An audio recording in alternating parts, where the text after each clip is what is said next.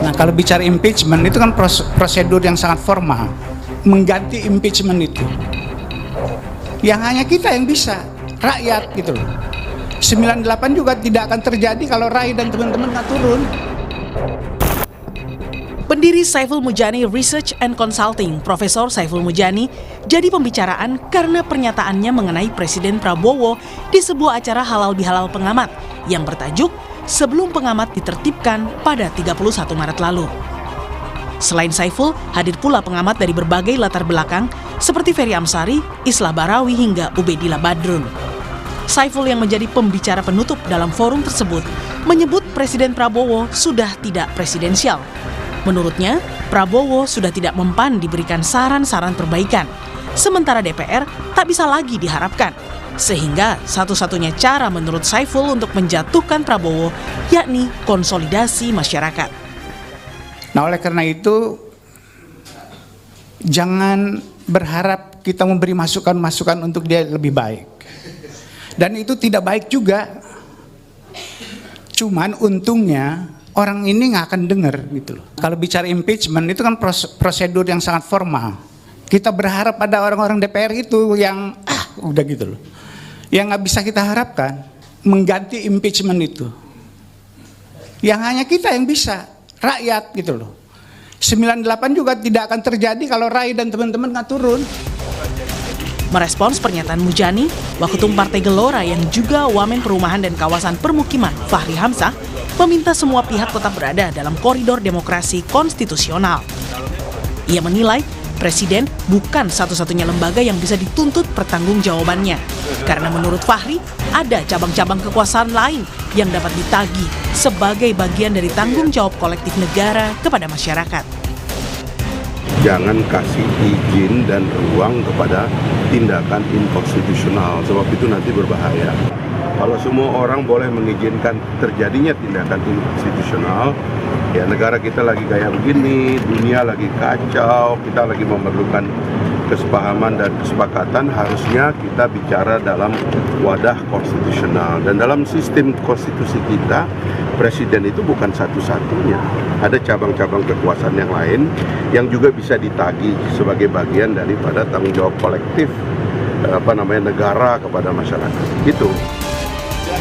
Acara halal bihalal pengamat ini diadakan sebagai bentuk keresahan para pengamat dan aktivis atas kasus percobaan pembunuhan aktivis Kontras Andri Yunus. Para pengamat menilai, sebagai kepala negara, Prabowo sangat sulit menerima masukan publik.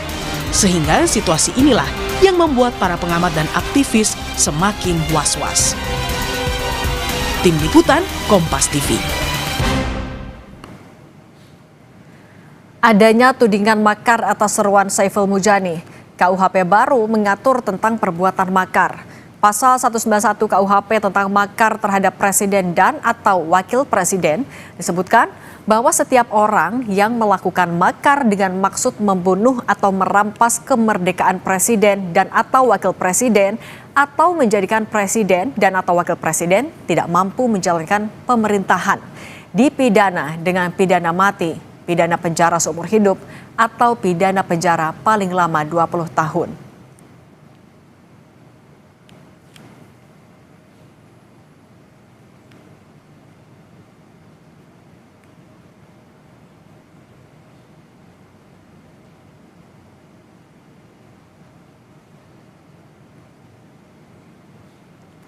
Lalu di pasal 193 KUHP tentang makar terhadap pemerintah disebutkan pada poin pertama, bahwa setiap orang yang melakukan makar dengan maksud menggulingkan pemerintah dipidana dengan pidana penjara paling lama 12 tahun. Lalu di poin kedua, pemimpin atau pengatur makar sebagaimana dimaksud pada ayat 1 dipidana dengan pidana penjara paling lama 15 tahun.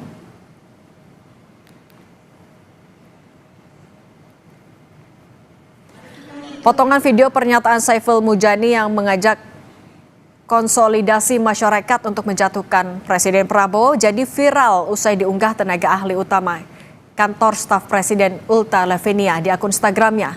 Ulta menyebut Saiful sebagai provokator berbaju akademisi. Tak hanya itu, Ulta juga menyerukan supaya masyarakat menjaga Indonesia dari upaya yang disebutnya sebagai makar terstruktur. Lalu apa batasan kemerdekaan berpendapat dengan upaya makar? Kita bahas bersama peneliti Posdam, Ferry Amsari, dan juga Sekjen Partai Gelora, Mahfuz Siddiq. Selamat petang semuanya. Selamat petang.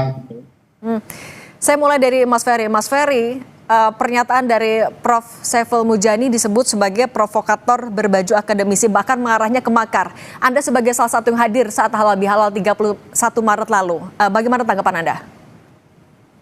Ya, ini problem demokrasi kita ya. Orang di lingkup elit tidak memahami isi konstitusinya. Kalau dibaca pasal 7A, 7B, 7C, dan pasal 8 Undang-Undang Dasar 1945, upaya memberhentikan presiden di tengah masa jabatannya itu diperkenankan oleh konstitusi. Yang kemudian diributkan malah sebaliknya, yang bicara soal makar. Makar itu menggulingkan pemerintahan yang sah, dua hal yang berbeda. Yang dibicarakan Prof. Saiful, saya teman-teman bicara soal impeachment atau kemudian memberhentikan atau diberhentikan. Nah, ini terminologi yang tidak ada hubungannya dengan makar. Makar itu sebagaimana dijelaskan oleh pasal 191 tadi, jelas berupaya untuk membunuh presiden, berupa menahan presiden, ketiga kemudian menggulingkan presiden. Kalau dilihat dari pernyataan itu, sama sekali tidak ada tindakan-tindakan untuk bertindak makar. Ya, tidak ada proses ya mengumpulkan orang, mengumpulkan senjata, mengatur strategi bahwa besok akan menculik presiden, besok akan menahan presiden, besok kemudian akan membunuh presiden, itu tidak ada. Jadi istana berkelebihan saja dalam menyikapi ruang demokrasi. Saya lihat beberapa orang di istana itu tidak paham konteks konstitusional ini, bahkan merasa ini dianggap inkonstitusional hanya karena mereka tidak baca undang-undang dasar. Jadi kemerdekaan berserikat, berpendapat, berkumpul itu jaminan konstitusional. Isi substansi yang dibicarakan juga isi yang ditentukan oleh pasal 7A, 7B, 7C, dan pasal 8 Undang-Undang Dasar. Masa kita bicara sesuatu yang konstitusional ada di Undang-Undang Dasar disebut makar. Nah, ini sebenarnya cara orang tidak bisa menerima masukan ya. Kalau dia berbeda pandangan langsung dibilang anti asing, dibilang upaya makar. Ya kapan Pak Saiful Mujani bicara pembunuhan, mau menangkap presiden, mau kemudian menculik presiden, atau menggulingkan dengan cara-cara yang tidak sah. Tidak ada sama sekali. Jadi bagi saya ini berlebihan. Oke, kalau misalnya disebut berlebihan, sebentar Mas Ferry, saya minta tanggapan dari Pak Mahfuz. Kalau Anda menilainya pernyataan dari Pak Saiful Mujani kemarin itu memang adalah bentuk atau respons dari KSP adalah bentuk tidak bisa menerima kritik dan juga berlebihan, atau sebenarnya ini masuk provokasi? Ya, saya kira yang disampaikan Prof. Saiful Mujani ini bagian dari kritik yang memang sangat keras ya dari masyarakat, walaupun beliau ya punya posisi yang lebih khusus ya, bagian dari elit sebenarnya. Dan terlalu jauh juga kalau kita segera memvonisnya sebagai makar ya. Tapi perlu kita fahami dan kita dudukkan konteks yang lebih luas ya. Ketika kita sebagai bangsa dan negara ini, sebagaimana situasi yang dialami oleh banyak negara lain di dunia, ini memang sedang berada dalam satu situasi krisis ya, yang bisa mengarah kepada pertarungan eksistensi bukan saja satu pemerintahan, tapi juga pertarungan eksistensi satu negara dan bangsa. Dan ini kan semua akibat dari perang yang berkelanjutan yang terjadi di Teluk Persia. Dan kalau misalnya dalam hari-hari ke depan Trump ini merealisasikan mewujudkan ancamannya, ini akan jauh lebih dahsyat situasi yang dialami. Jadi saya kira konteks sosial politik, konteks dinamika global ini perlu kita pertimbangkan ya di dalam kita menyampaikan sikap-sikap politik, walaupun secara konstitusi itu dilindungi, tetapi kita mengkalkulasi dampak apa yang itu bisa ditimbulkan.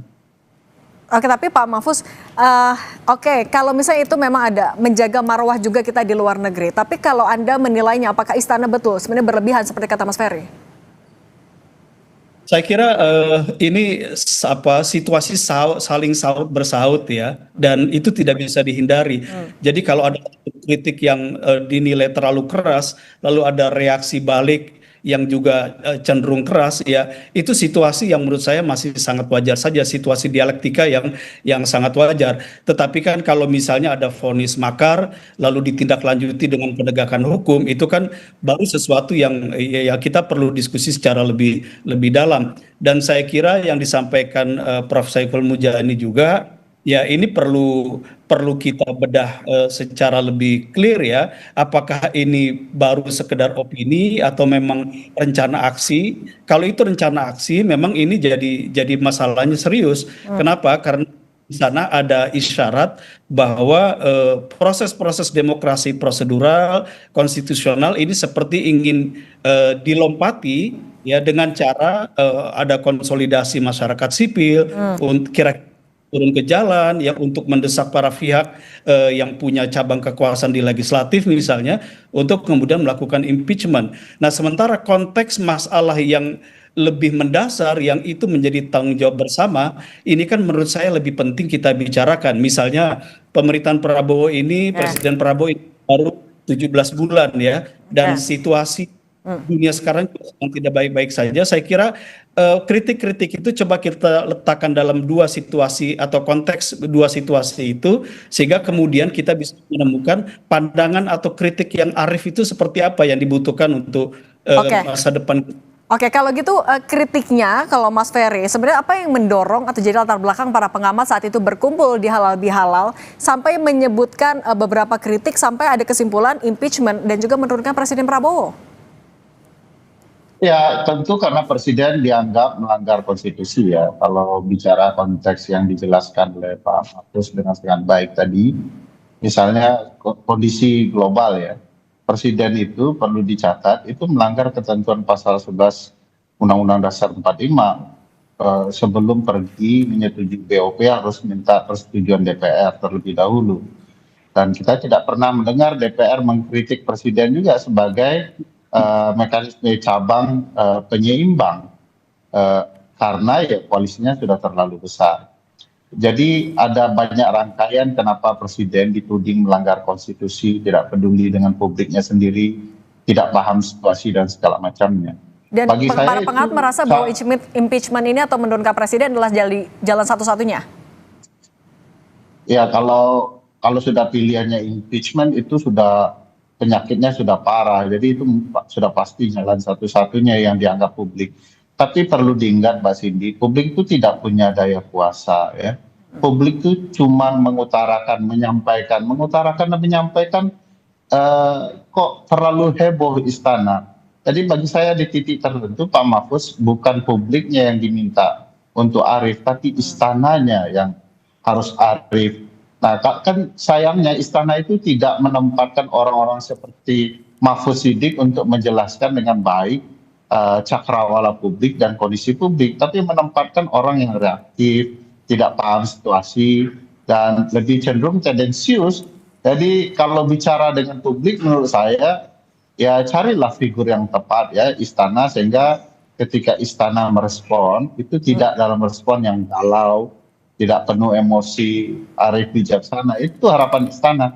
Publik kalau diminta arif ya agak susah. Kondisi situasi dianggap publik bermasalah.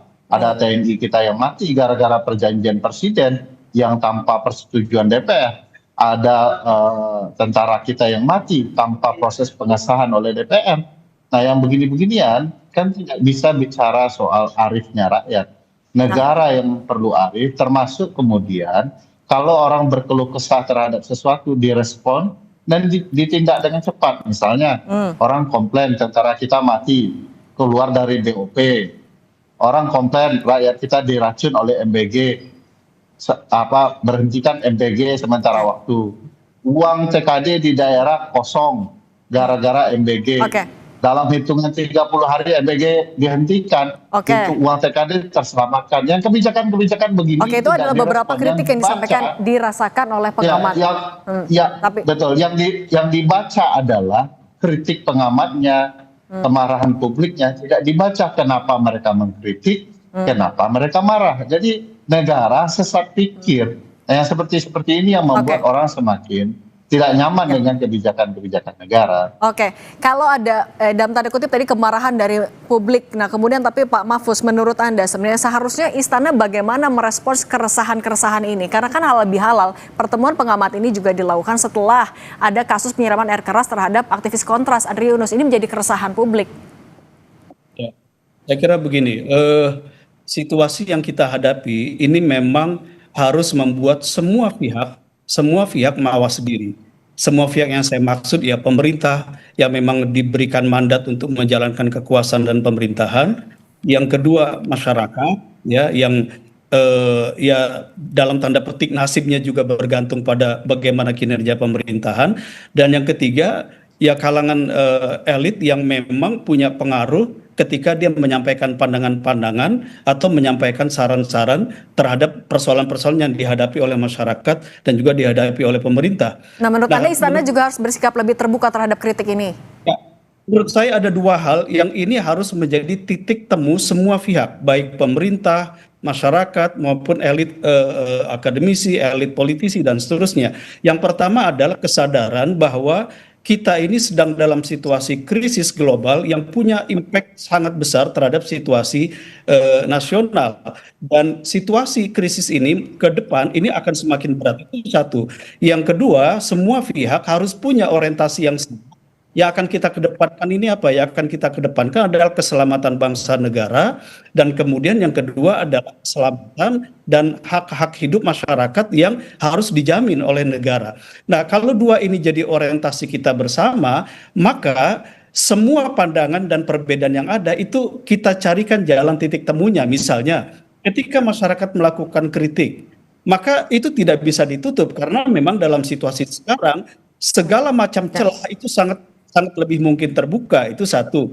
Yang kedua, dalam situasi semacam ini pemerintah, apakah itu juru bicaranya, pejabatnya juga tidak boleh overreaktif, tetap kemudian merespon situasi dan pandangan termasuk keras apapun dengan cara yang arif. Itu yang kedua. Yang ketiga kita harus bersepakat bahwa dengan situasi krisis ini apapun masalah yang ada itu harus kita carikan jalan keluarnya secara konstitusional. Jadi kemudian kita memberikan ruang atau kita memberikan dorongan bagi pihak-pihak untuk berpikir melakukan perbaikan atau koreksi dengan cara jalur konstitusi. Oke, butuh ya kerjasama dari semua elemen, tapi juga tetap harus bersikap terbuka terhadap seruan. Pak Mahfuz dan Mas Ferry Armsari, terima kasih sudah berbagi bersama kami di Kompas Petang. Saya selalu semuanya. Baik, terima kasih banyak, Mas Ferry. Terima kasih. Usai jeda